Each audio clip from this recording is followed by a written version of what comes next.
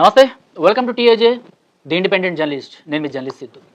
पाकिस्तान जाएंगे, बच्चे लेके आएंगे, we will go to Pakistan and come back pregnant become a slogan among Kashmiri Muslim women in the 1990s లో ఎప్పుడైతే కశ్మీరీ ఈ ఉగ్రవాద దాడులు ఇవన్నీ ఎక్కువైనాయో, కశ్మీర్లో ఎప్పుడైతే హిందువులపైన అత్యాచారాలు, హిందువులపైన ఊచకోతలు, హిందువులపైన ఈ దాడి ఘటనలు ఇవన్నీ ఎప్పుడైతే ఎక్కువ జరుగుతున్నాయో ఆ టైంలో అక్కడి కశ్మీరీ ముస్లింల నినాదం ఏంటంటే పాకిస్తాన్కి వెళ్ళి అక్కడ పిల్లల్ని కని భారతదేశానికి వద్దామనేసి. అంటే తండ్రి పాకిస్తాన్లో ఉంటాడు, తల్లి ఏమో భారత్లో ఉంటుంది అనమాట.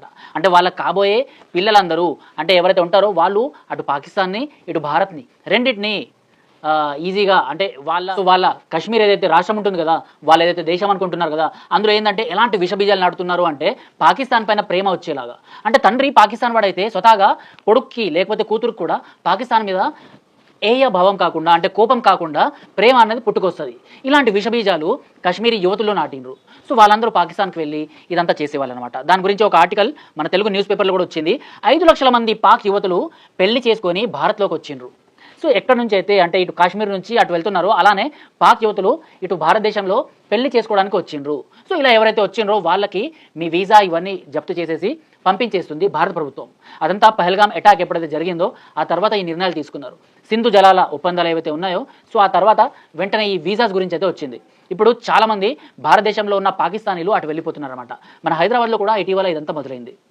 పాక్ ఉగ్రవాదానికి ఇదో కొత్త రూపం అనేసి ఒక ఆయన మాట్లాడిండు. సో మనం ఇప్పుడు మ్యాటర్లోకి వెళ్దాం. పహల్గామ్ ఉగ్రవాద దాడి నేపథ్యంలో బీజేపీ ఎంపీ నిషికాంత్ దుబే కీలక వ్యాఖ్యలు చేశారు. పాకిస్తాన్కు చెందిన 5 లక్షల మంది యువతులు పెళ్లి చేసుకోవడం ద్వారా భారత్లోకి ప్రవేశించారని అన్నారు. భారత పౌరసత్వం కూడా లేకుండానే వారు ఇక్కడ నివసిస్తున్నారని తెలిపారు. ఇది పాకిస్తాన్ ఉగ్రవాదానికి కొత్త రూపమని ఎక్స్లో అంటే ట్విట్టర్లో ఈ దుబే పేర్కొన్నారు. భారత్లోకి ఈ రూపంలో చొరబడ్డ శత్రువులతో ఎలా పోరాడగలమని ఆయన ఆందోళన వ్యక్తం చేశారు. వీరి వీసాలపై దర్యాప్తు జరిపించాలన్నారు. నిజమే కదా, ఎందుకంటే ఇప్పుడు ఎక్కడో బంగ్లాదేశ్ నుంచి లేకపోతే మయన్మార్ నుంచి వచ్చిన రోహింగ్యాలు ఈ బంగ్లాదేశీలు వాళ్ళకి ఇక్కడి ప్రభుత్వాలు కాంగ్రెస్ కానివ్వండి లేకపోతే ఇంతకుముందు ఉన్న ప్రభుత్వాలు ఎవరైనా కావచ్చు టీఆర్ఎస్ ఉన్నా కూడా వాళ్ళు ఆధార్ కార్డులు లేకపోతే ఇటు సైడు వాళ్ళకి సంబంధించిన రేషన్ కార్డులు ఇవన్నీ ఇప్పిస్తామని కొంతమంది నాయకులు బహిర్గతంగా మాట్లాడిండ్రు.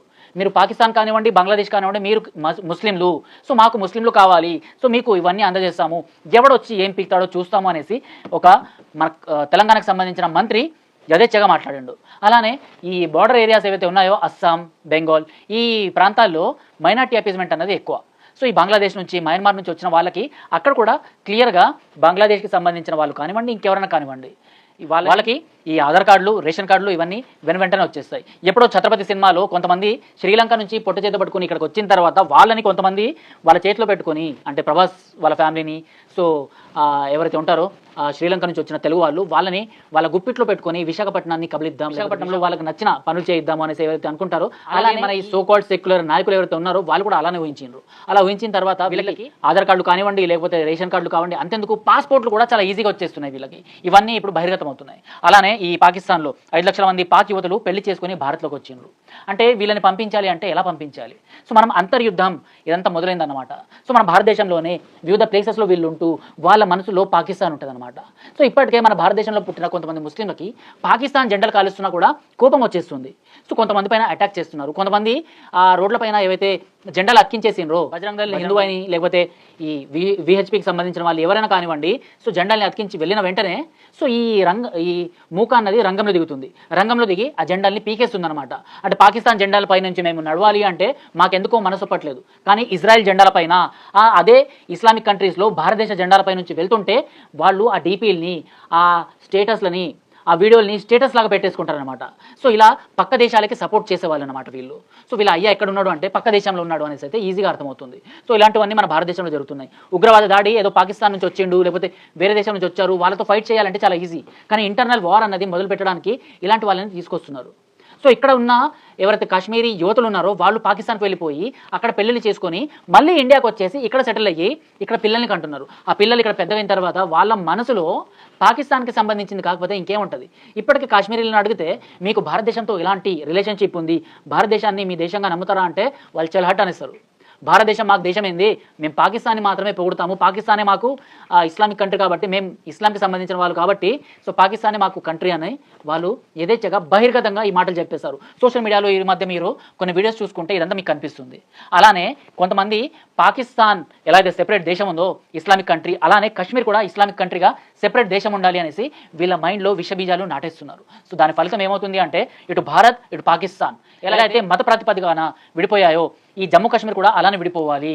అలానే కింద కేరళ అక్కడ కూడా ఇస్లామిక్ కంట్రీగా మార్చేయాలనేసి కేరళ వాళ్ళు కూడా చాలామంది బయట దేశాల్లో Kerala is a separate country అనిస్తారు. వాళ్ళు మీరు భారత్ నుంచి వచ్చారా అంటే లేదు కేరళ నుంచి అనిస్తారు. ఇలా ఉంది అక్కడ పరిస్థితి. మన ఇంటర్నల్ వార్ మొదలు పెట్టడానికే ఈ ఇస్లామిక్ జిహాదీ మతోన్మాదులు ఎంతకు తెగిస్తున్నారో మనం ఆలోచించుకోవచ్చు. కానీ ఇలాంటివి ఏమీ మన సెక్యులర్ ఎవరైతే ఈ సంఘాల వాళ్ళు ఉంటారో వాళ్ళకి కనిపించవు. ఈ ఇంటర్నల్గా మన వాళ్ళు మన హిందువుల మైండ్ని మొత్తం విషబీజాలతో నాటేస్తున్నా కూడా వీళ్ళకి ఏం అర్థం కావట్లేదు అనమాట. ఈ లెఫ్ట్ లిబరల్స్ ఈ సెక్యులర్ సంఘాల వాళ్ళు ఎవరైతే ఉన్నారో వీళ్ళు ఇప్పటికీ పాకిస్తాన్కి సపోర్ట్ చేస్తుంటారు. వీళ్ళు ఇప్పటికీ కాశ్మీర్ని స్వయం ప్రతిపత్తిక దేశంగానే గుర్తించాలి అంటారు. వీళ్ళ మైండ్లో ఇంకా ఎలా ఉంటుంది అంటే మన భారత్లో అంటే మన దేశంలో మనం ఏదైతే ఇప్పుడు ఇక్కడ తెలుగు మాట్లాడుకుంటున్నాం కదా, మన తెలంగాణ కూడా సెపరేట్ దేశం అనేసి. ఎందుకంటే ఇది ఇంతకుముందు నిజాంల కాలంలో ఉండేది, నిజాంల కాలంలో ఇది సెపరేట్ దేశం కాబట్టి ఇప్పటికి దీన్ని కొంతమంది కమ్యూనిస్టు మిత్రులు, మీకు మిత్రులు కావచ్చు, నాకు కూడా కొంతమంది మిత్రులు ఉన్నారు, వాళ్ళని ఒక్కసారి మీరు అడగండి వాళ్ళు తెలంగాణ గురించి ఏమనుకుంటున్నారు అనేసి. వాళ్ళు సెపరేట్ దేశంగా ఉండాలి, ఇది సెపరేట్ దేశమే అనేసి వాదిస్తారు. భారత్ పోలో ఆపరేషన్ చేసి దీన్ని కలిపేసుకుంది అనేసి వీళ్ళు వాదిస్తారన్నమాట. మీతో ఒకసారి ట్రై చేయండి మీరు. సో ఇది వాటి అప్డేట్. దీని గురించి ఈ వీడియో పైన మీరేం మాట్లాడాలనుకున్నా కామెంట్ బాక్స్లో మాట్లాడవచ్చు, నేను అక్కడ రిప్లై ఇస్తుంటాను. సో టిల్ దెన్ జై హింద్, జై భారత్.